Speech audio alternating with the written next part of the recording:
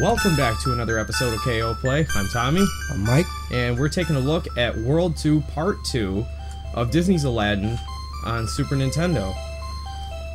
We just got past the first little world there, the Agrabah streets. I'm not really sure what it's called because unlike the Sega version, they didn't actually give you a name, you know, to the world or the level that you're playing in. But you get several levels, so take your choice there. As expected of a better version. What's that? The several levels? I agree completely. Yeah. So in between each round, they give you these little story cuts. Nothing too crazy. Just you got Abu looking all pissed off in the background there. Little something to tell you what you're getting into. Yeah, Aladdin's thrown into the deepest cell of the dungeon. You get this creepy guy with the beard. Yada yada. We've all seen the movie. Let's get moving on. So here we are in this little cave section here. I love the background in this. Now it's very reminiscent of the Sega game. Oh! You know what? Like, yeah, I can see that they kind of did the same thing in a similar sense. With the Sega version. Now, is this supposed to be the dungeon or this is the cave? This is the cave. I don't think there was actually a real dungeon scene here, you know? Now, you know what? That's kind of funny because in the Sega version, you play in the dungeon. Right, I know you do. See, that's the only enemy I'm pretty sure that the apple kills. All small enemies it'll kill. Right. But yeah, you don't get a dungeon scene here. I mean, this is about as close as it gets. It's the cave level. Okay. Which I'm okay with that because this is done really well. You know, it's forgivable when the game is good. Oh, shit. That was close. I want that little, the little golden thing there that flies around. That gives you an attempt at the bonus round after the level is complete. Oh, really? Yep. Okay. Whoa. So there's Aladdin's shit. Oh, see, the man. platforming gets pretty intense here. Now, maybe I'm making it look harder than it really is, but you know, it does get a little rough. Not to mention, too, I have a habit of holding the Y button. That's just the Mario player in me. Do I get a chicken this time? I do, thank goodness. And a stick of bread. How generous they are. It's Capcom games, let me tell you. Oh, that's how you get. All right. I guess. See, now that's a good thing to point out. Like in this game, you get like a shirt to slow fall, or like a blanket. I guess that's supposed to be a blanket. I think from when he grabbed it in the first level there. In the first level. That's kind of cool. Whereas in the Sega, you get the sword.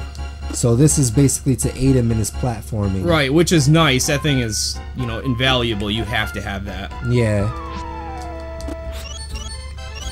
Now, in certain sections, I mean, you barely saw it right there. I don't know if you picked up on it, Mike. This is a good difference between any Sega and Super Nintendo version of anything, is the slowdown. But this is pretty cool, though. Yeah. The magic carpet gets up and leads the way. Like, I like the scenes, how they show the scenes in-game in this. Yeah. That's cool. I'm not saying anything that the world doesn't already know. That certain Super Nintendo games, original Nintendo games, you can see a massive slowdown, and then this is definitely no exception. It'll be more apparent in later levels, but I picked up on a little of it just right there. I've been playing this game for a long time, so I see it. But you'll definitely see it hard. Oh, give me the genie, give me the genie. I'm not going to get the genie. What happens if you get the genie? You know, I don't remember. All I know is I want it. It's something pretty good. Okay, I'm pretty sure the stars are continues. The one up and two up, that's self-explanatory. The heart fills your meter. The genie does something really cool. Maybe that gives you another heart. Okay, so Abu doesn't. I like that. Abu rode off with the carpet. Yep. So you're kind of by yourself now. Mm-hmm. All right. And this is pretty tough from what I remember. It can be, at least. I don't remember if I actually wanted to jump up here, but I know there's something. Yeah, there's bread. Now I have to get it. Okay, there's a 1-up over there. Gotta remember that.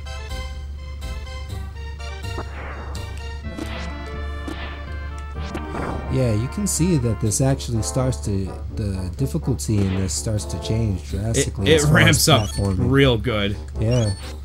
I'm gonna want that 1-up after a couple lives I got rid of, you know what I mean? A couple times I died. Yeah. There you go. Nice. Makes up for a little of it anyway. Yeah, that's nice. Good.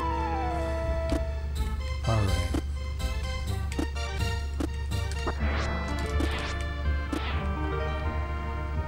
Yeah, this is one of those scrolling levels, though. I mean, again, classic Nintendo fare right here. You couldn't call it a Nintendo platformer if it didn't have one of these.